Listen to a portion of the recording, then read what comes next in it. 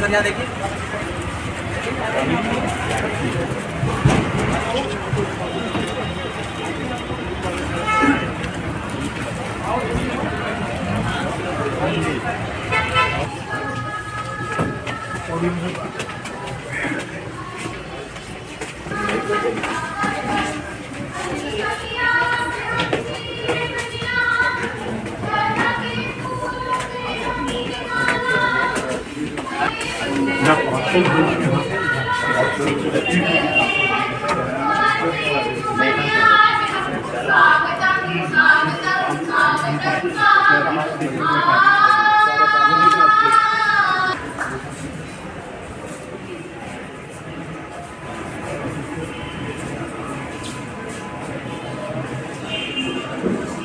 इच्छा शक्ति और दृढ़ संकल्प मनुष्य को अंत से आगे बढ़ाती है। कार्यक्रम है और वाल्मीकि समाज के लोगों को कैसे आरएसएस के साथ जोड़कर भी क्या प्रयास किए जा रहे हैं कि वो भी जुड़े और आगे आए। मैं एक परिचय करा देता हूँ। हाँ जी। जो साथ में बैठे हैं श्रीमान गेजालाल जी, आप अखिल भारतीय स्तर पर जो वाल्मीकि समाज है उसके अध्यक्ष हैं। पंजाब के सफाई कर्मचारी यूनियन है उसके भी प्रमुख हैं और इसी के साथ साथ कई तरह के सामाजिक कार्यों में भी सक्रिय रहते हैं।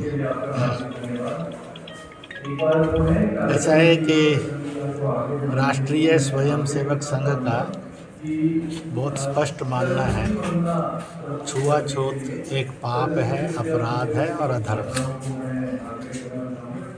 और इसलिए इस देश के हर नागरिक के दिमाग में से ये अछूत हैं, दलित है, ये चीज़ निकल जानी चाहिए।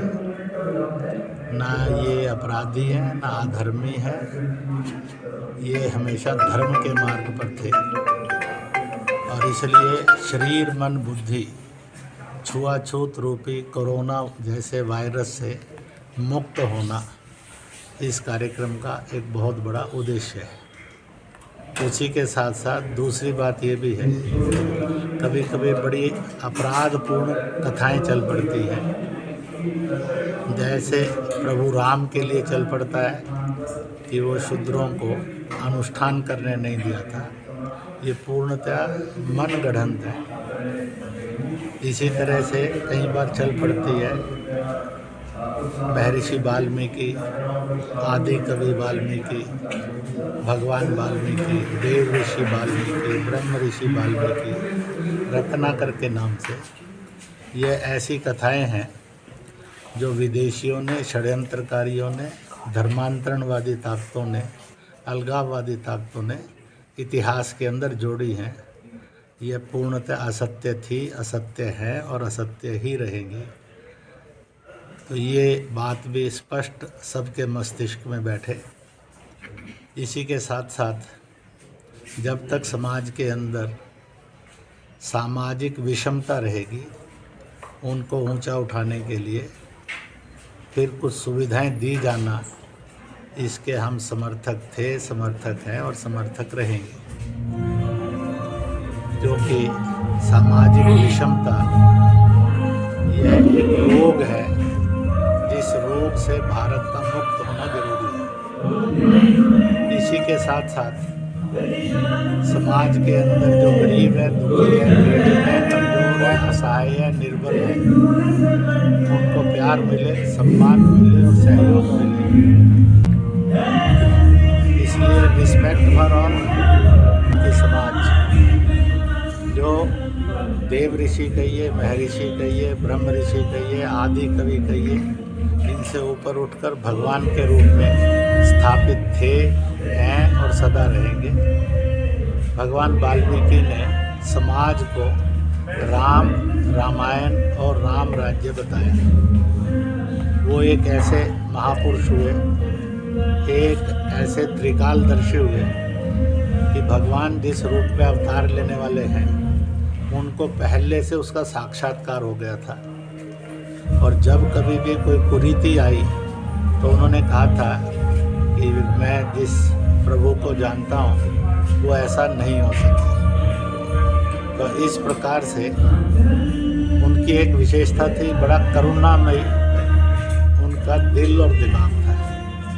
जैसे ये क्रौंच को भेलिए ने, शिकारी ने और मारा, तो उतना वो पीड़ित हुए, इतने संवेदनशील हुए कि एकदम संस्कृत वाणी को और कविता के रूप में, संवेदनाओं के प्रवाह के रूप में धरती पर पूरे विश्व के अंदर जिसने सबसे पहले प्रवाहित किया वह भगवान वाल्मीकि थे। और उन्होंने आदि ग्रंथ रामायण की रचना संस्कृत के काव्य के रूप में की, इसलिए कवियों के सिरमौर वाल्मीकि माने जाते रहे। मुझे विश्वास है आज का कार्यक्रम इस संकल्प के साथ पूरा होगा कि विषमता नहीं समरसता, छुआछूत नहीं सद्भाव, सबको सम्मान और सबका सम्मान। इस प्रति जो सारे टेलीविज़न उसको प्ले करने वाले हैं उनको देखें कार्यक्रम को, और एक माला सब धर्मों में मेल बिठाने के लिए और विजय के मंत्र भारत यशस्वी भारत बने, ऐसा करने के लिए श्री राम जय राम करें। भगवान वाल्मीकि जिन्होंने प्रभु के बालकों का संरक्षण देकर इतनी शिक्षा दी और सारी तरह के ज्ञान दिए, सत्ता के भी समाज के भी, कहते हैं कि उनके पुत्र लव और कुश उन्होंने प्रभु से भी अधिक श्रेष्ठ शिक्षित किया था और एक आदर्श के रूप में रहे। आज वही लव कुश के नाम पर सिख समाज के अंदर और वंश परंपरा है, सिख दो ही वंश परंपराओं के, लव से मानने वाले और कुश को मानने वाले। ये उनके इतिहास को एक अमर देन है, इसी की चर्चा करेंगे। और मैं अपील करता हूँ सब पत्रकारों से इस समता और समानता की बात को जन जन तक पहुँचाएं। सर्वप्रथम इस कार्यक्रम का एक बार पूर्ण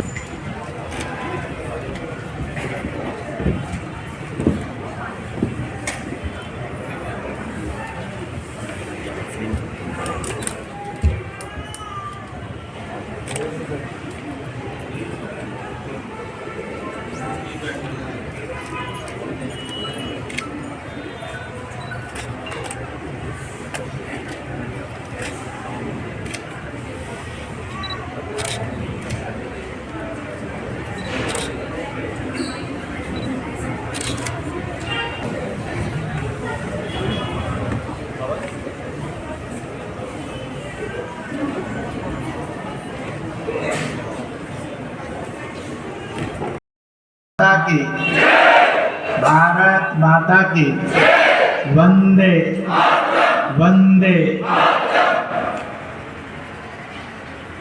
जगत जननी माँ लक्ष्मी जो सीता रूप में थी, जब जीवन मूल्यों की रचना की जा रही थी, जिन्होंने अपने यहाँ उनको आश्रय दिया, वन देवी के रूप में वो जानी जाती है। जिस समय प्रभु की संतान होने वाली थी, जिन्होंने अपने आश्रम में उस संतान को जन्म होने का रास्ता दिया,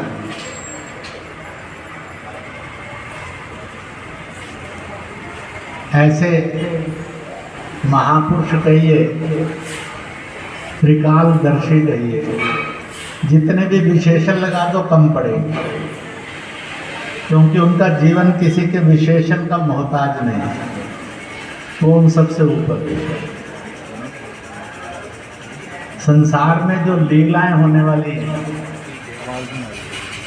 उनको पहले से जान लेना, और अगर उसमें कुछ गड़बड़ होती है तो सटीक कह देना है, ये राम वो राम नहीं है। हम सब जानते हैं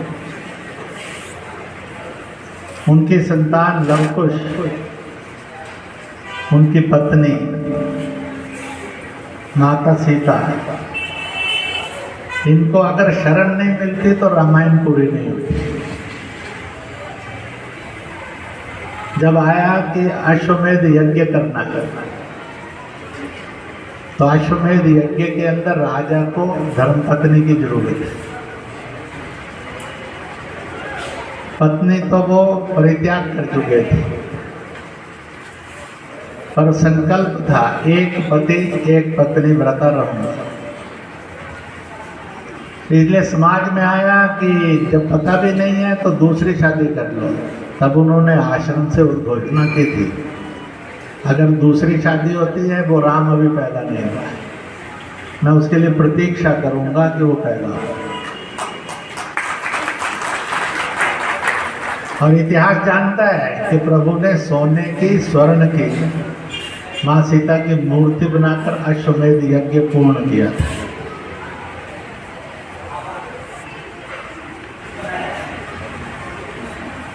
जब ये बात आई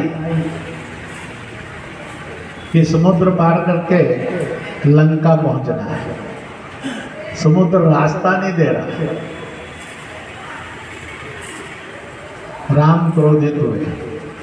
तब भी उन्होंने कहा था वो क्रोध में आते ही नहीं है, क्योंकि वो नाशक नहीं है, विध्वंसक नहीं है, उद्धारक। इसलिए फिर उस राम की मैं प्रतीक्षा करूंगा जिसको अपने जीवन पर इतना अटूट विश्वास था, जो इस संसार को अंदर इतने संवेदनशील थे। इसलिए जो गरीब है, दुखी है, पीड़ित है, कमजोर है, असहाय है, निर्बल है, दिव्यांग है,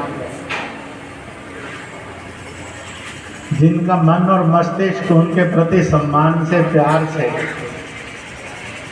और सहयोग से भरपूर था।